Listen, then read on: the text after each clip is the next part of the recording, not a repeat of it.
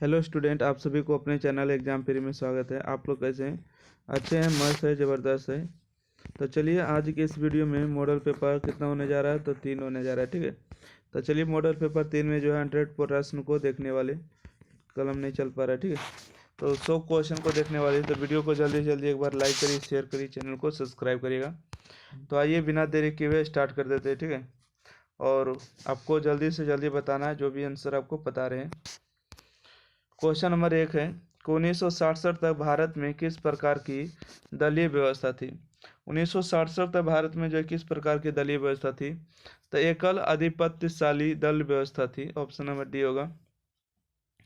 अगला है कि भारतीय राष्ट्रीय कांग्रेस के द्वारा किस प्रकार के समाजवाद को अपनाया गया है, तो 2 का सही जवाब बी नंबर होगा। ब्रिटेन का लोकतांत्रिक समाजवाद होगा। ठीक है, ब्रिटेन का लोकतांत्रिक समाजवाद इसका सही जवाब है। अगला प्रश्न है कि भारत के किसी राज्य में कम्युनिस्ट पार्टी को सत्ता में आने का सर्वप्रथम अवसर कब मिला। ठीक है, कब मिला था तो 1957 के दूसरे चुनाव के बाद। ठीक है, 1957 के दूसरे चुनाव के बाद मिला था। अगला है कि भारत के प्रथम गैर कांग्रेसी प्रधानमंत्री कौन थे। भारत के प्रथम गैर कांग्रेसी जो है प्रधानमंत्री कौन थे, तो इसका सही जवाब होगा मोरारजी देसाई थे। ठीक है, बी नंबर सही जवाब होगा। अगला प्रश्न है क्वेश्चन नंबर देखिए 5 नंबर।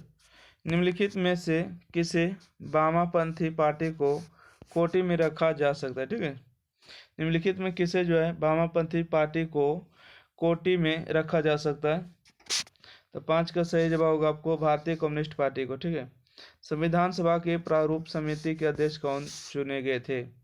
प्रारूप समिति के अध्यक्ष जो थे डॉक्टर राजेंद्र प्रसाद थे, और ये कैसे थे, अस्थायी सदस्य थे। भारतीय नागरिक को कितने प्रकार का मौलिक अधिकार प्राप्त है। भारतीय नागरिकों को कितने प्रकार का मौलिक अधिकार प्राप्त है, तो 6 प्रकार का है। ठीक है, अगला प्रश्न है भारतीय संविधान को पूर्ण रूप से किस दिन अपनाया गया। भारतीय संविधान को पूर्ण रूप से अपनाया गया 26 जनवरी 1950 को। संविधान के किस भाग को जर्मनी से लिया गया। ठीक है, संविधान के किस भाग को जो जर्मनी से लिया गया, संविधान के किस भाग को जर्मनी से लिया गया, तो राइट आंसर जल्दी छपेगा। राष्ट्रपति के संकटकालीन अधिकार। ठीक है, राष्ट्रपति के संकटकालीन जो अधिकार है वो जर्मनी से लिया गया। अगला प्रश्न है संविधान के किस भाग में मौलिक अधिकार का वर्णन है। बताएगा संविधान के किस भाग में मौलिक अधिकार का वर्णन है, तो 10 के बी नंबर होगा, तृतीय भाग में होगा। ठीक है, तीसरे भाग में हो जाएगा, राइट आंसर होगा। चलिए अगला प्रश्न है भारत में एकल नागरिकता का विचार किस देश से लिया गया। ठीक है, भारत में एकल नागरिकता का विचार किस देश से लिया गया है, तो इसका सही जवाब होगा ब्रिटेन से। भारत में कितने राज्य में द्विसदनात्मक व्यवस्थापिका है, तो 12 का सही जवाब होगा 6 होगा। निम्नलिखित में से किस राजनीतिक पार्टी का उदय इंडिया एग्नेस्ट कॉरपोरेशन आंदोलन से हुआ है, तो इसका सही जवाब होगा आप से हुआ। ठीक है, आप इसका सही जवाब होगा 13 का भी। अगला प्रश्न बढ़िएगा क्वेश्चन नंबर 14 नंबर, यहाँ से आइएगा। ठीक है, 14 नंबर प्रश्न आपको पूछा जा रहा है कि भारत की पहली महिला राज्यपाल कौन थी। भारत की पहली महिला राज्यपाल जो थी सरोजिनी नायडू थी क्या। ऑप्शन ए राइट आंसर है। किस देश का संविधान विश्व का सबसे बड़ा संविधान है, तो वो अपना देश भारत ही है। ठीक है, किस देश का संविधान विश्व का सबसे बड़ा संविधान है, तो किसका है, तो अपना देश भारत है। संयुक्त राष्ट्र संघ महासभा की पहली महिला अध्यक्ष कौन है, तो इसका सही जवाब आप लोग के बीच में हो जाएगा, आपको विजय लक्ष्मी पंडित होगा। अगला है भारतीय संविधान का कौन सा भाग संविधान की आत्मा के रूप में जाना जाता है, तो प्रस्तावना को जाना जाता है। ठीक है, भारतीय संविधान का कौन सा भाग संविधान की आत्मा के रूप में जाना जाता है, तो प्रस्तावना को जाना जाता है।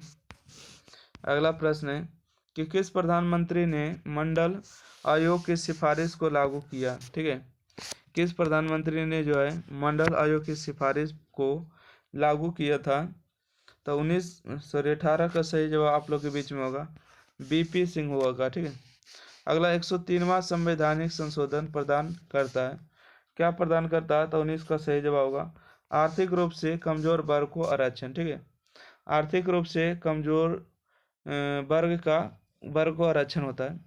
अगला, विकास के साथ न्याय किस पंचवर्षीय योजना का मुख्य उद्देश्य था? विकास के साथ न्याय भी मिले, ये कौन से पंचवर्षीय योजना का जो हिस्सा था? इसका सही जवाब होगा पांचवा हो जाएगा। स्वतंत्र भारत के प्रथम उप प्रधानमंत्री कौन थे? तो स्वतंत्र भारत के प्रथम उप प्रधानमंत्री जो थे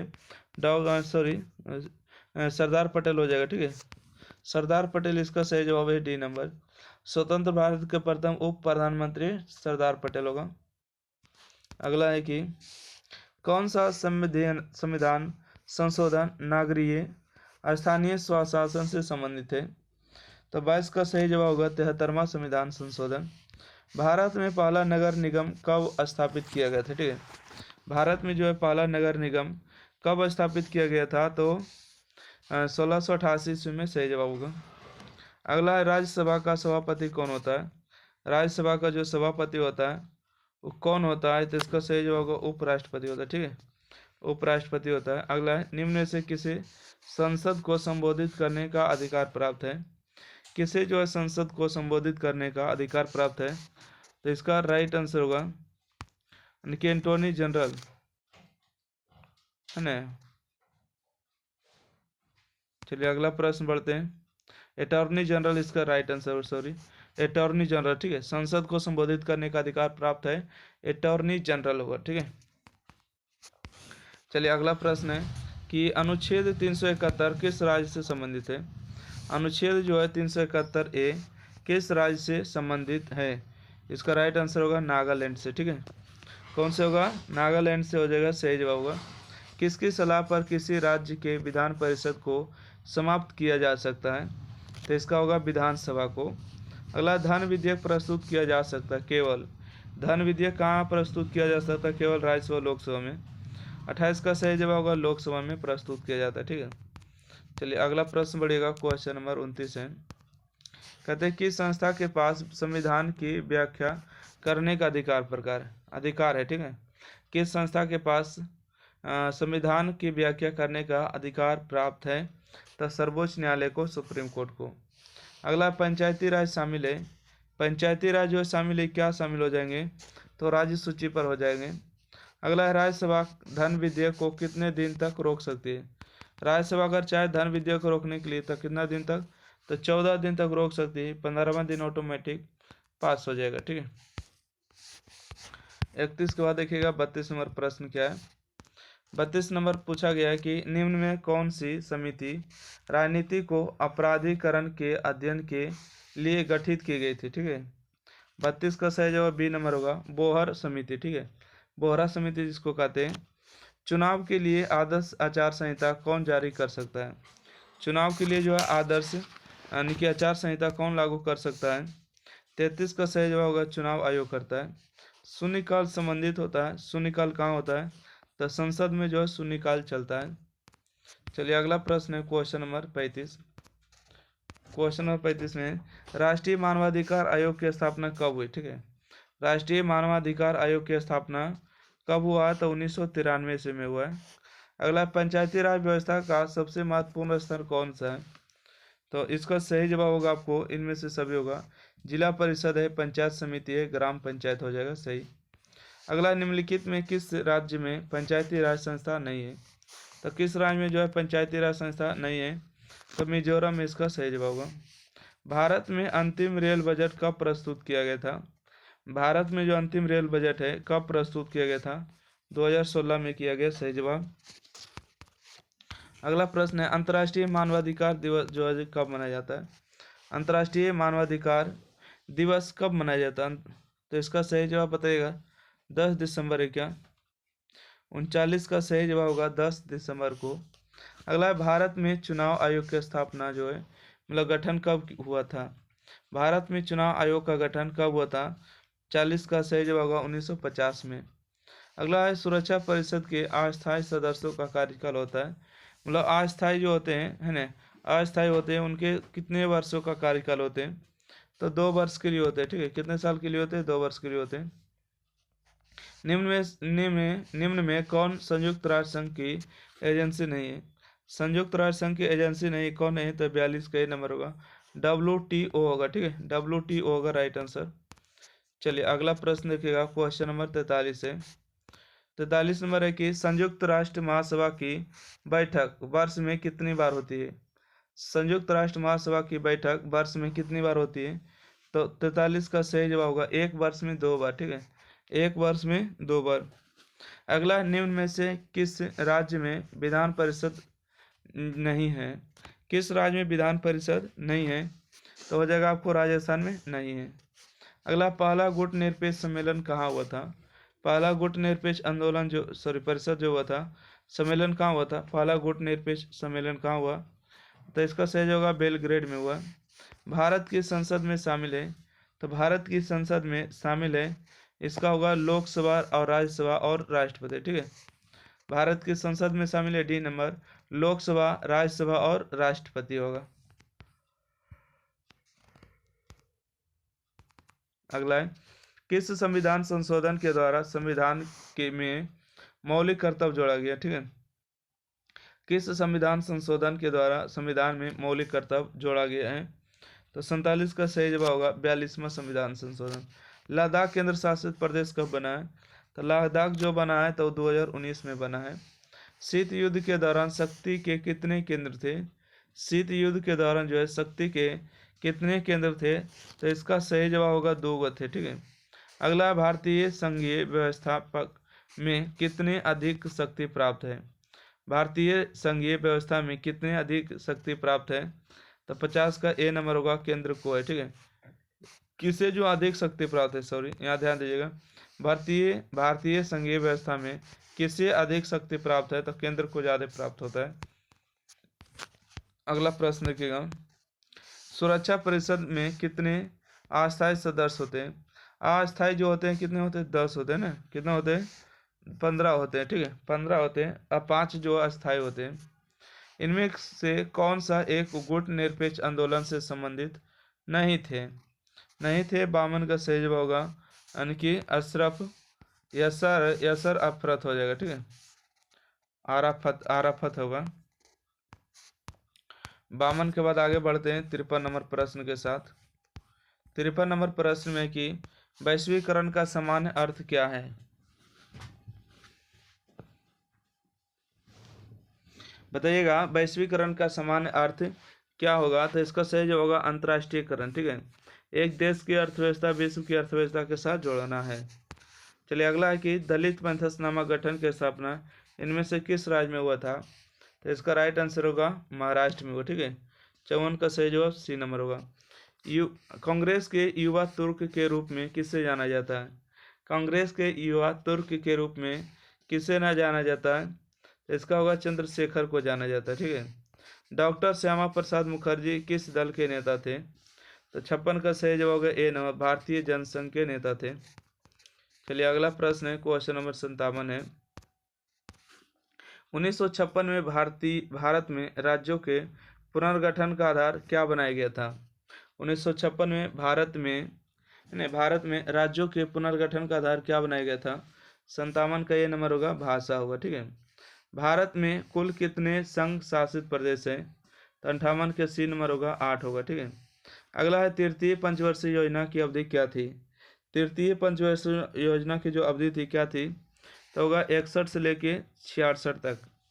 अगला, सर्वप्रथम किस राज्य में महिलाओं को पंचायतों में 50% का आरक्षण मिला? पहला मिला, ठीक है, पहला के बात कर रहा है तो बिहार इसका राइट आंसर होगा, ठीक है। सर्वप्रथम किस राज्य ने महिलाओं को पंचायत में 50% आरक्षण दिया? तो बिहार दिया, इसका राइट आंसर होगा। अगला प्रश्न है कि तेलंगाना आंदोलन किस राज्य से संबंधित है? ठीक है, तेलंगाना जो है आंदोलन किस राज्य से संबंधित है? तो आंध्र प्रदेश से होगा। अंतर्राष्ट्रीय न्यायालय में कितने न्यायाधीश होते हैं? अंतर्राष्ट्रीय न्यायालय में कितने न्यायाधीश होते हैं? तो 15 होते हैं, ठीक है। अगला, दूसरी दुनिया से आशय किन देशों से था? दूसरी दुनिया से आशय कि किन देशों से था? तो इसका होगा कम्युनिस्ट देशों से, ठीक है, कम्युनिस्ट देशों से।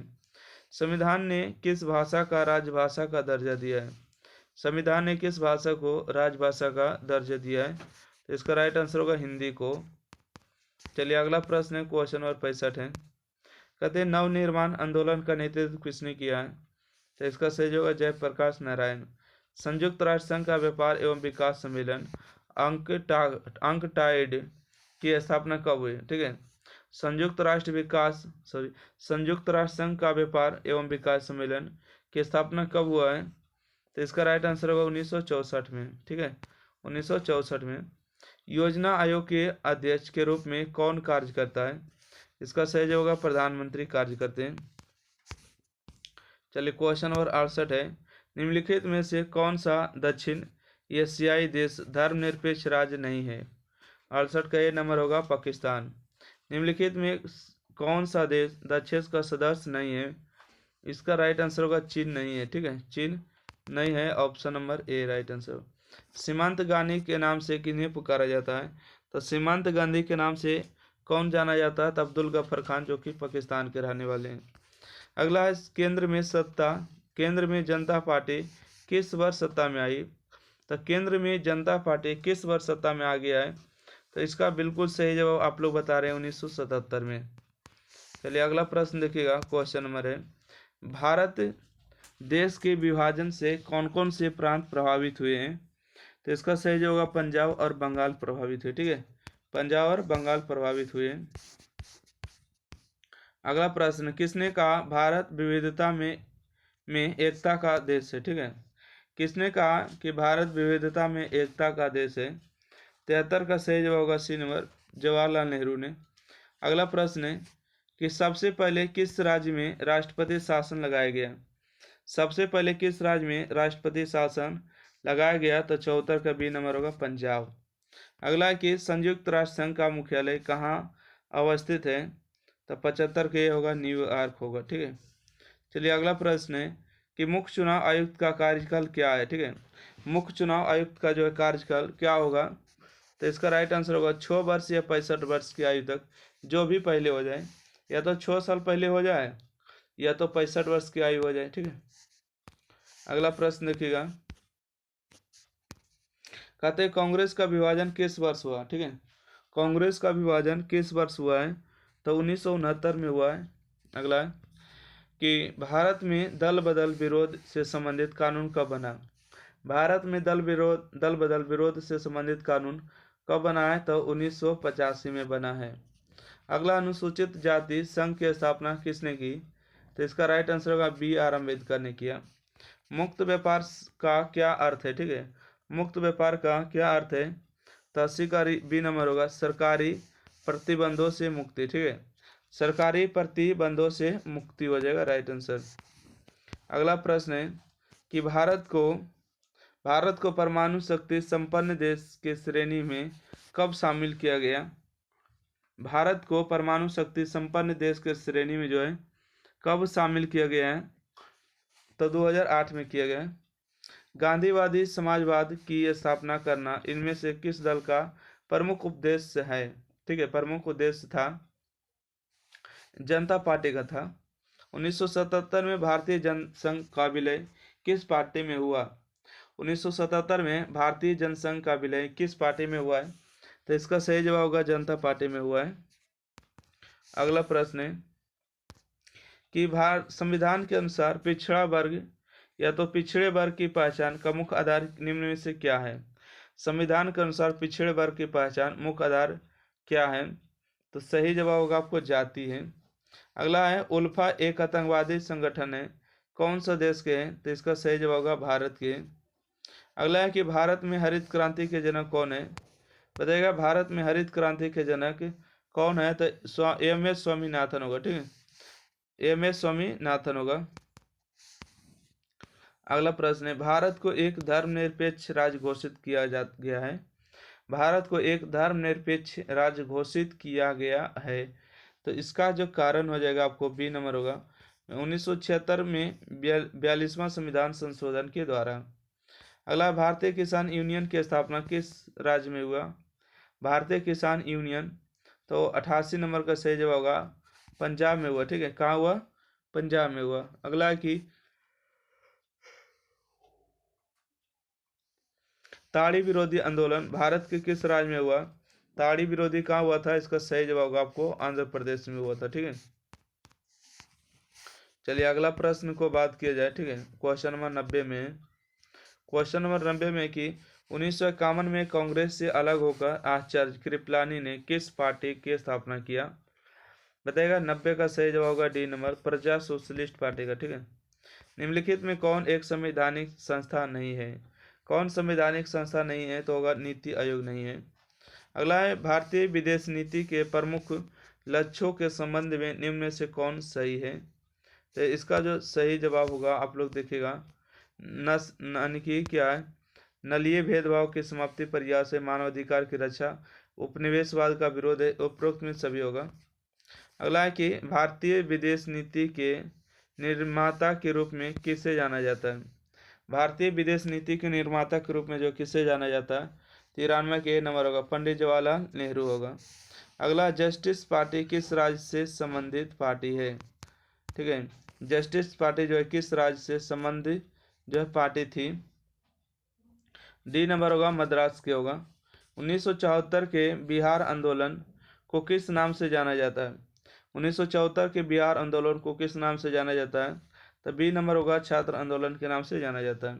अगला कि द्रविड़ मुनेत्र कड़गाम के संस्थापक कौन थे? तो 96 का सही जवाब होगा बी नंबर, सी अन्नूर देव होगा। 97 क्षेत्रीय